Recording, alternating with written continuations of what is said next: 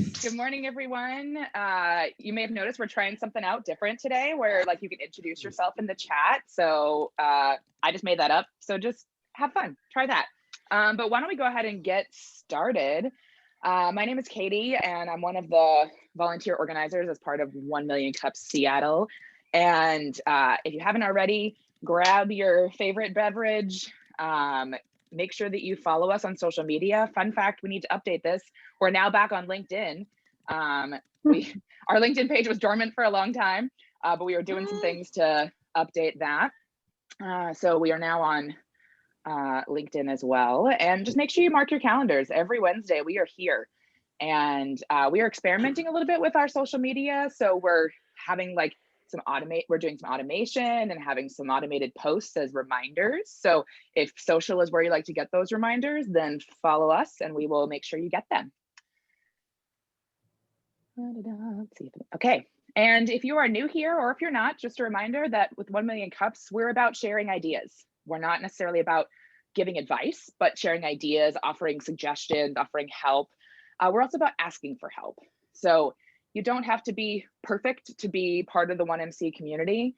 You don't even need to have an official business. I know I was a 1MC participant in the community for years before I officially started my business this year, and many of us have been. So you can just be somebody who loves, who loves entrepreneurship, loves ideas, and just be here, part of our community. So we're all here supporting each other and building community while drinking coffee or something. And remember, we're about presentations, not pitches. Depending on where an entrepreneur is in their life cycle, their presentation might sound a bit more like a pitch because they might be practicing for an investor, presentation or something. That might be what they particularly need. But most of our presentations are about story and about who you are and how can we help you articulate your message even more. We're about connecting, not networking. So, some of our messaging in the chat is really just about helping us connect with each other offline as well. And we're for the community, by the community. So all of us organizers, we're part of the community first, and we're here to help support the community and keep it going, keep it alive. And we're radically and intentionally inclusive. And so we really want to, make sure that this is a space where, regardless of your background, your experience, your demographics, anything, we want to make sure that you feel included here and that this feels like a safe space to offer your ideas, to sometimes challenge the presenter or challenge yourself, and ultimately to just feel like you're part of a community. So if you ever feel like there's something we could do to have this space feel more inclusive and be more inclusive, please, reach out to any of us organizers, or you can also email us at seattle@1millioncups.com, I think is our email. Great. And you probably all know that we are part of the whole 1 Million Cups Nation. So these meetings are happening every single Wednesday at 9 a.m. across the country. So join us or join another group. And our 3 words are education, presentations, and connections. So that education experience, part of that happens here every Wednesday, right? We're all getting a chance to learn from each other. Someone's coaching or feedback can all be our coaching and feedback. How can we apply those same lessons to our business? And then, like I said, connections and presentation. And here's an example of what it looked like when we were at the collective. We've all kind of collectively agreed that we're probably going to always stay virtual to some extent, or always have a virtual option, even if we go back in person. But here in Seattle, we're not really sure when that get back in person time is going to feel good and safe. And we also recognize that virtual is more inclusive actually for our kind of spread out community. So, but remind yourself that you don't have to have all the answers and know what you're going to be doing. You don't have to even be a presenter in order to be part of our community. It took me probably 3 years to present before I officially, did that as part of the community. So be a member of our community first, and we're here to help regardless of where you're at on your journey. A special thank you to some of our sponsors who help support and keep 1 Million Cups going. So that's like our meetup page, our email automation, our coffee when we're in person. And these are all the community organizers we all do a little bit each week to help keep this community going. So yeah, if you're an organizer, feel free to raise, wave your hand a little bit. If you've got gallery view on, you can see who we are. And if you have either a new skill that you're looking to try out, or if you just love this community and want to ensure that it keeps going, reach out to us. We'd love to have you kind of join our team, and we can each do a little bit of our part to help make sure this community continues to be thriving and awesome. So we've already had our coffee and conversation a little bit today, and we've got our 6-minute entrepreneur presentation and 20-minute Q&A. This is one of the things that really sets 1 Million Cups apart, is that the presentations are short, and where the awesomeness really comes in is that Q&A. And so afterwards, we'll also do some connecting via breakout rooms. But during the presentation, in order to make sure that Q&A is really robust, please focus on being a supportive listener. We all probably have multiple screens now that we've been working from home for a really long time. It's very easy to be kind of working on something else in the background. We just encourage you to take time out, even if it's just during those 6 minutes, right? You came here, limit your distractions, and think about what is standing out from this presentation. Is there something you want to learn more about that you could ask a question to get that person to share more? Where could you share your expertise? And we're going to ask you to focus on asking kind of your first question, your only question at first, and we'll come back around if we need to. Another 1MC organizer used the buffet example, where like everybody goes up once first, and then you can come back around for seconds once everybody's had some. So without further ado, I'm going to kick it over to Sarah, who is our presenter for today. And this is a refill presentation. You don't have to have been here for her first presentation to appreciate her presentation today. And forgive me, it's my first time on Zoom, so I'm like forgetting where all the things are, and I've lost my Zoom controls. But Sarah, I think you should be able to take control. Oh, there we go. Stop share. Okay, got it. Give me 2 seconds. Just got to work it out on this It's side. all of our first days on Zoom. Hang on, bear with me. All right. No worries. All right. Here we go. Can everyone see my screen okay? Yeah? Yes. All right. Hi, I'm Sarah. I run Grace Enable, and we make better products for people with arthritis. Hang on a minute. Read this. So I know a lot about arthritis because I have arthritis. I was diagnosed with rheumatoid when I was 28. That's 20 years ago. It's a condition where my immune system attacks my joints. It causes some very painful swelling. And over time, it's eroded bone in my hands, wrist, and feet.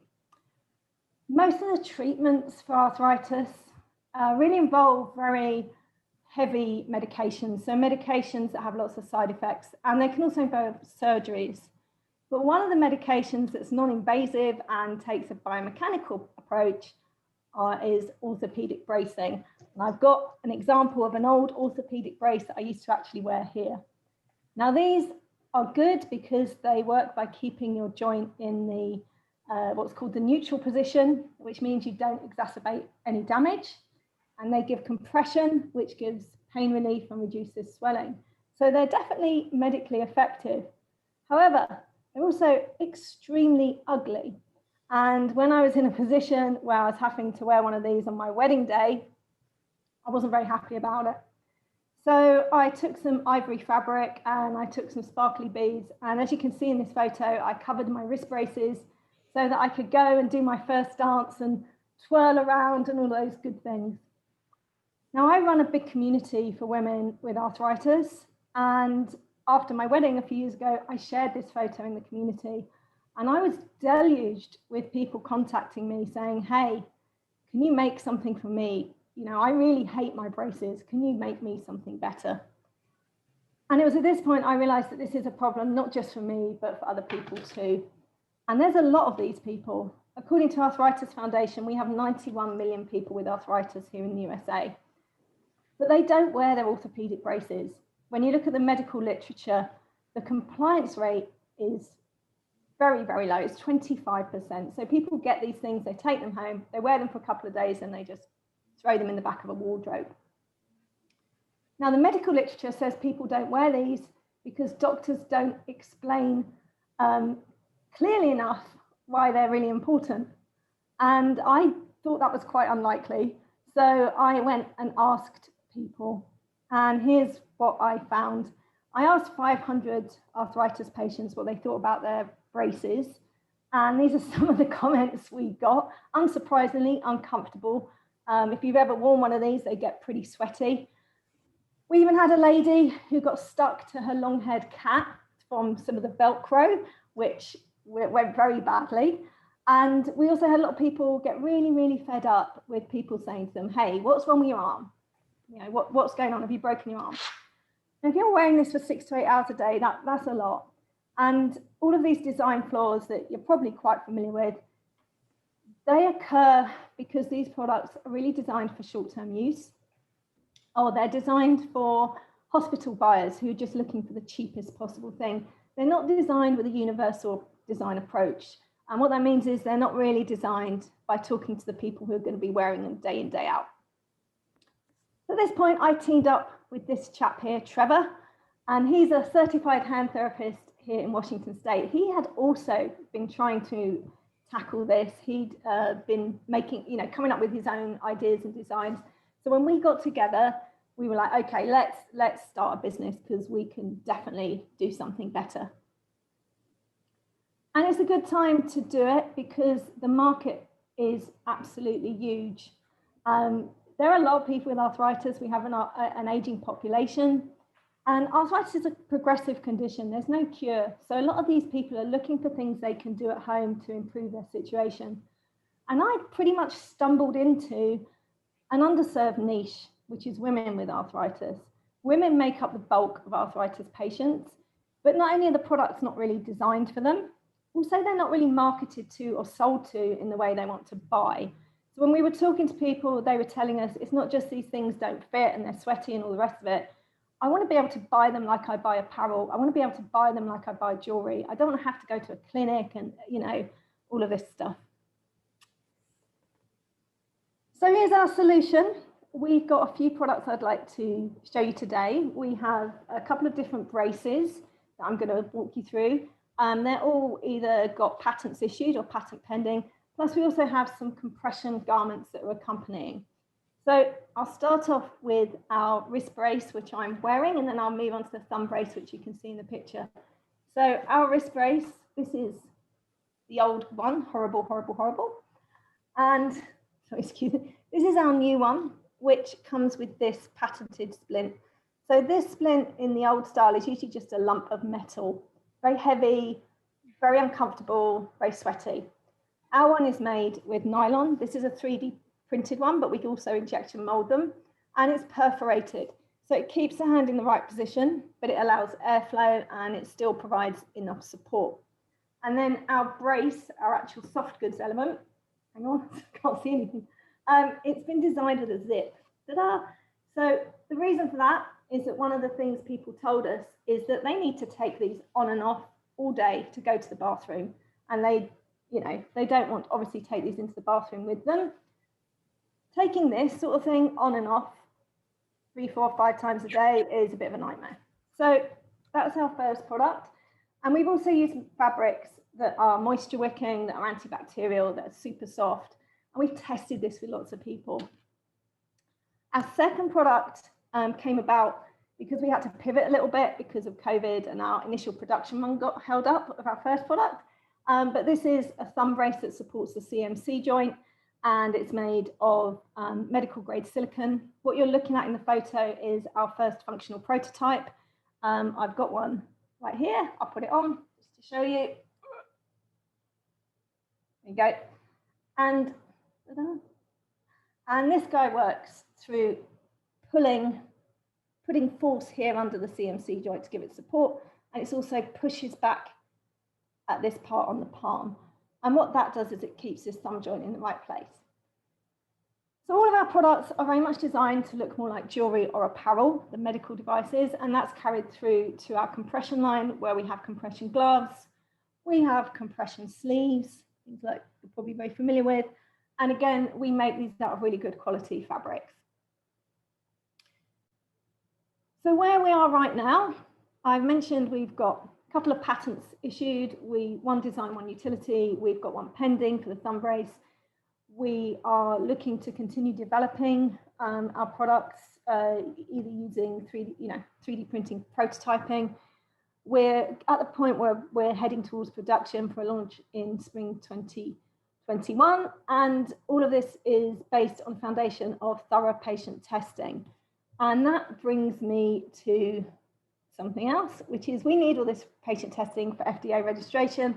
And there is also an insurance code. So we're going to get into all that stuff as we head towards launch. But my big ask are two things. One, patient testing. I've got access to quite a few people, but I'm always looking for new patient testers because my community know me. And so I like to have people who are really objective so I can get really clear feedback. And then also we are heading into manufacturing. And while we have good relationships with our factories, anyone who's done manufacturing before, I would be very grateful for any of your lessons. Thank you. Nice. Great presentation, Sarah. Oh man, it's so exciting to see like where you've come from and where you are now. So congrats. And I think your presentation was still impressive, even if it was your first time hearing it. So great. Well, if you don't know how, make sure that you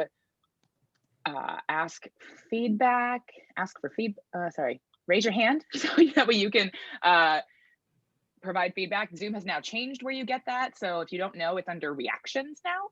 I don't know. That's what they decided to do. So raise your hand, or you can also do a hand raise too, and I'll see you. But Zucky, you have your hand up first. That was fun. Sarah, I've seen you so often. I didn't know what you had in your hand, I guess. So fantastic. Thanks so much for sharing that. My question for you is, if you're looking for people to help you test out the product, do they have to be strictly using this for arthritis, or can someone who's got like tendon issues for their elbow also test for you? Yeah, so we are focusing obviously on our ideal client, women with arthritis, but that doesn't mean there are not other use cases. So we're absolutely open to people with other conditions. And we are also working on an elbow product. We have compression products for elbows. Right now, we're very much focused on upper extremities. So yeah, absolutely. Anything like tendonitis, RSI, carpal tunnel, those are all in the ballpark. Thanks so much. Yeah, great. Appreciate it. Great. Yeah, Mark. Hey, Sarah. Mark Mandel. I've done some FDA regulatory work on medical devices. So the quick question I have is, I don't think you need to have patient testing to get FDA clearance. So I think if you find that there's so many predicate devices in this space that you should be able to submit things without having to go through a patient testing on that. I don't know who gave you that advice, but it sounds like that's excessive. Yeah, let me clarify that a little bit. You're right, we are going to go for class 1 and there are predicates.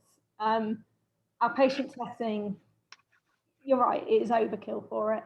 But what we also want to be able to do is eventually sell into clinics.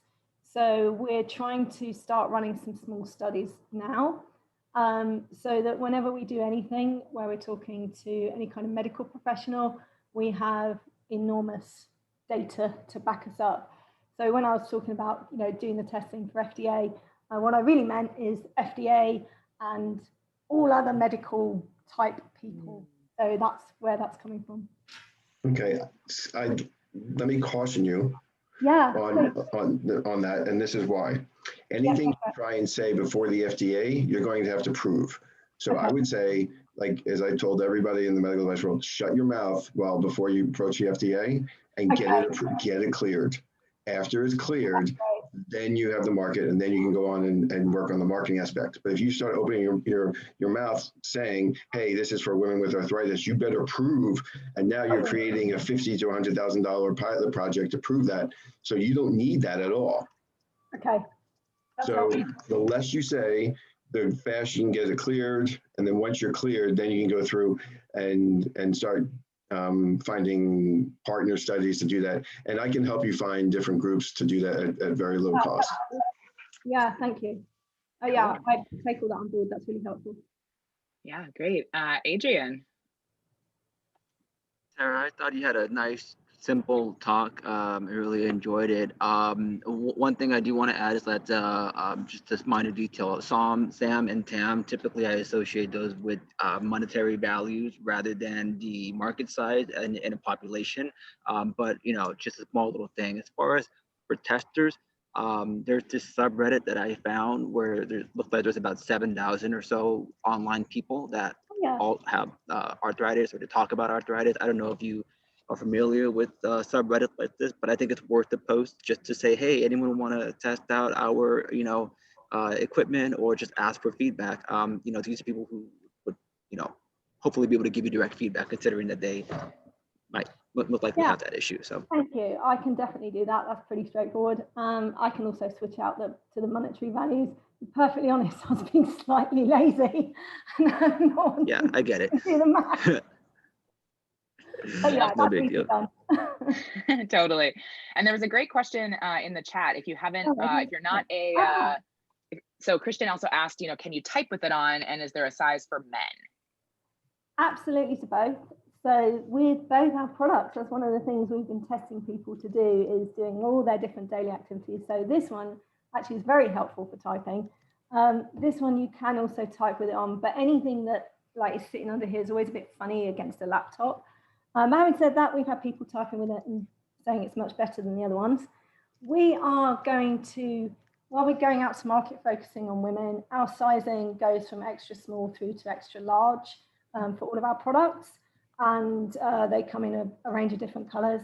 We actually have a male patient we made an extra large size of this for him because he wears it to play golf. So, we are going to, that will be like a secondary campaign. Yeah, cool. Awesome, great. Yeah, Ryan. Great, thanks. Awesome presentation there, Sarah.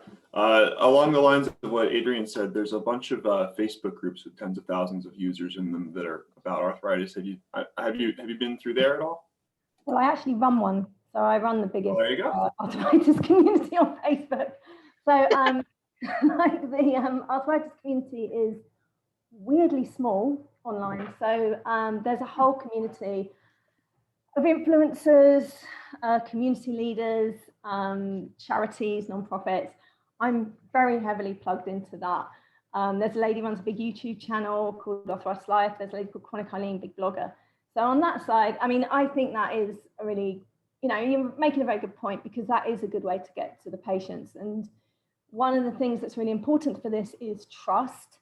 One of the things you're probably aware of is that people try and market nonsense to patients all the time, and they're very, very suspicious. So we are all about connecting with patients in that really organic way. And I've hopefully, fingers crossed, got some bloggers and influencers lined up as well in our communities. Cool. Cool. Yeah, Caleb, you had a question. Yeah, Sarah, can you speak a little bit more about the manufacturing challenge or manufacturing footprint that you have, so I can respond to that? Yeah. So, all right. So our biggest. So we started off wanting to go to market with this guy, which is obviously a soft goods product with an injection molded splint. The two challenges we had there was, obviously this year has been very difficult for soft goods manufacturing. So we knew that our order was going to get bumped back a really long way, which is why we wanted to try and pivot to something that only used one material. We're pretty okay in terms of going ahead with this now, but the challenges we've got are pretty standard. It's the usual thing of cost v scale. So I can make all of my stuff here in the US, but obviously the cost of it is higher because of labor costs. Or I could go overseas and get a lower labor cost, but also have to deal with the challenges of IP risk and shipping and all of those things. So what we've decided to do is, for everything we're doing, do our first one here in the US, and then look at the possibility of overseas to drive down our unit costs. But to be honest, I'm a bit out of my depth with it. With manufacturing, what I'm finding is, both on the injection molding side and the soft goods side, finding the right people. A lot of stuff's done through word of mouth. A lot of stuff's done through reputation, which aren't bad things. but I find it quite time consuming to make some of those connections. So I'm always up for hearing other people's lessons, stories, suggestions of good ways to go about it. All right, I've got a retired guy from women's soft goods, clothing, he's in Southeast Asia right now. He's sourced all this stuff. So if you give me an email, I'll connect you guys. And that would be amazing. Thank you. I know nothing, but he knows something. Yeah. Cool. So I'm going to ask my question, which is, can people buy them right now? Like, that's not clear from your presentation. Right. No, we are launching in the spring. Okay. So all of our products right now are either in production or pre-production, or in the case of thumb brace, that's still a prototype. We need to do a lot more testing on it. So yeah, our intention is to launch with some compression products and our main wrist brace, and then take it from there. Cool. And awesome. Direct to consumer. Great. Okay, so on your website. Yeah. Cool. Leif. Hi, Sarah. Loved your presentation. So manufacturing, I had one thing to give you on that. I worked in manufacturing in Mexico for years, and I don't know if you know, but one of their main exports is medical devices. Now, the main benefit that I see from Mexico manufacturing is that like the city that I worked in was 10 minutes from the Arizona border. So you can have your product on shore in like a day. So if you're in the stage where you're changing your product a lot and you have like all of a sudden an MOQ of like 10,000 and you're like, oh, we need to change that by a millimeter, you can iterate much faster, especially if you're like, if you want something that's not as expensive as the US, but not quite like huge MOQs with months and months of lead time. Right. So you can also do a higher variety in Mexico because you can do smaller MOQs, you can get them across the border faster, you can bring them in. So just something to think about. That's a really great market for medical devices. The supply chain's there for all the injection molding already. Soft goods are not as strong in that area, but maybe you could do a final assembly there or something. And I do have some different industry, but I do know people that were contract manufacturing down there. So maybe I could send you who I know. Yeah, please. It's interesting, actually. About a year ago, someone said to me, have you thought of Mexico, because they used to work in the automotive industry, manufacturing there. And I'd completely forgotten about that. It's overlooked, honestly, but there's a whole supply chain of you bring the materials, U.S. materials in, use Mexican labor, export it back out. Yeah, that's huge. Cool. Tessa. I pretty much just wanted to jump on and say that I really enjoyed your presentation style. I was like, I just like your relaxed sense of humor through it, and that level of clarity was just like, I just knew exactly what was going on, and that you were the problem that you were connected with it, and your presentation style was very actually genuinely relaxing to listen to. I was like, oh, I'm really enjoying this presentation. So I just really, I have absolutely no hope in the side of finding people through your arthritis. I just really wanted to throw that in there and appreciate it, because it helps for me if I do my presentation at some point. That's fine. I'm always happy to hear compliments. Yeah. Well, and I have to say, having seen your first presentation, Sarah, I'll add that I thought your story was so strong in your presentation, and that I don't think I had seen your wedding example before, but I think that created a really compelling case, right? Because you already found the market who was interested because you did something for yourself. And I think that's where most of our entrepreneurial stories kind of come from, right? Yeah. And so I think that is a really impactful story, kind of wherever you end up taking this presentation, other places. So, Zaki, another question. Yeah, so first, I will second the Mexico route. I have a buddy who was a CMO for a shirt design company, and they're the third largest. But anyways, they're a large company, and he does all of his stuff through there because of exactly what Leif said. So I'll recommend that. I'm really just asking a question because I asked Mark a question, and I want him to hop on and tell you what he told me. Okay, so I don't really have another question. So Mark, if you will. Well, thanks, Eric. So Eric had asked me about the labeling claims that you use, and if you can actually claim if it's how it works for arthritis and joints. And that's a really slippery slope on the actual marketing claim that you make and how to word that. And I sent you an email, Sarah. We'll connect and talk about some of the methodologies to talk about. But as I always said, don't tell the FDA anything about marketing until you get cleared, because you open up Pandora's boxes and they'll say, prove it. And you're like, you know. Yeah, I definitely don't want to do that. That would sound very bad. And the challenge is, most people think you go to the FDA, you ask them for help, and they'll tell you help, but they'll tell you the most exacting, longest, expensive route to get approved, not necessarily the simplest way. And it's, they just want to be careful. And it's, they're doing their job, but you have to do your job to bring a thing to market. What I keep thinking is this something that you want to, one, sell through clinics, sell in pharmacies, sell online, or sell on like home shopping network? Well, all of the above. But our route to market is primarily going direct to consumer because we have some of those relationships. The way we're trying to structure it is that I would look after the kind of direct to consumer route, and Trevor would look after the clinic route, because obviously he's got the medical experience. Long term, I would love to get into big box retail, CVS type stores.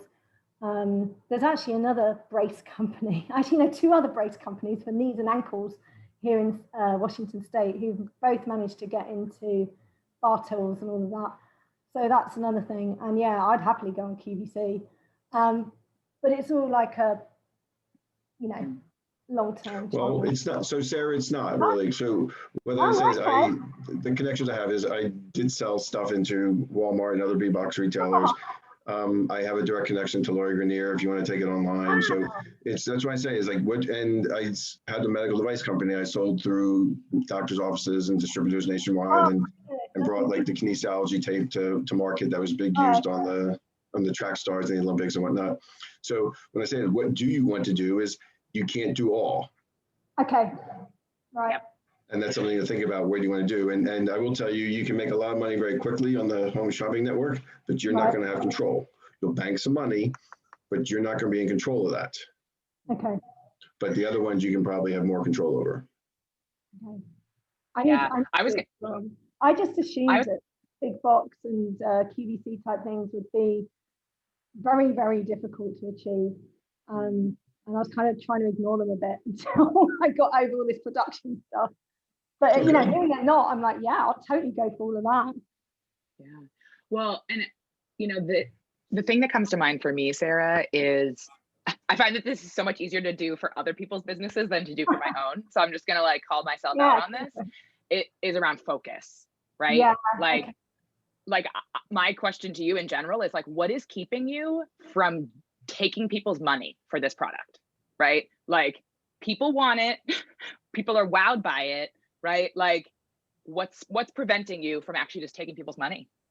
The thing that has prevented us, honestly, has been around production stuff. And we originally were going to go into production with this guy 6 months ago.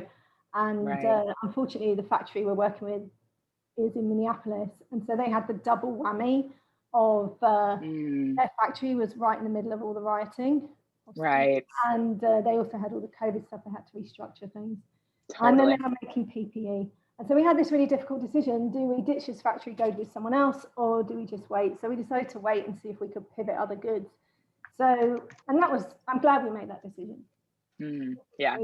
But now we want to just get this stuff out there and start selling as soon as we can.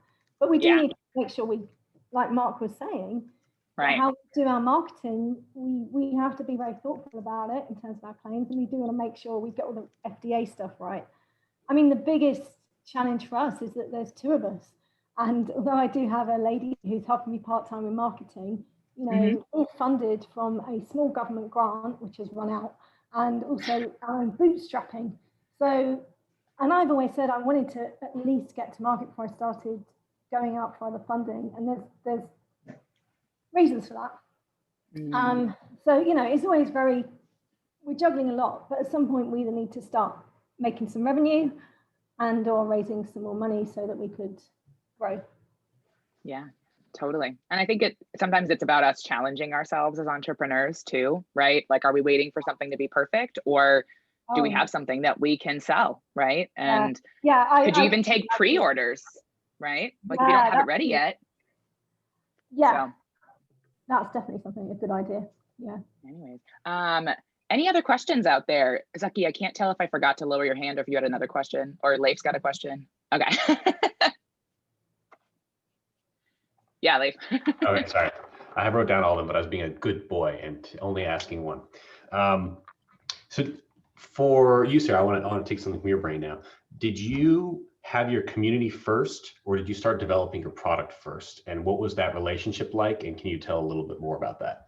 Yeah, sure. So I had the community first. I mean, I've had this condition for 20 years, and I've been in other communities. And anyway, I ended up setting up a very specific women-only community. So I was already running this big Facebook group, and which is very, very lively. But also trying to, that has been really interesting, because trying to keep the balance of trying to reach out to people and say, hey, do you want to get involved in this venture?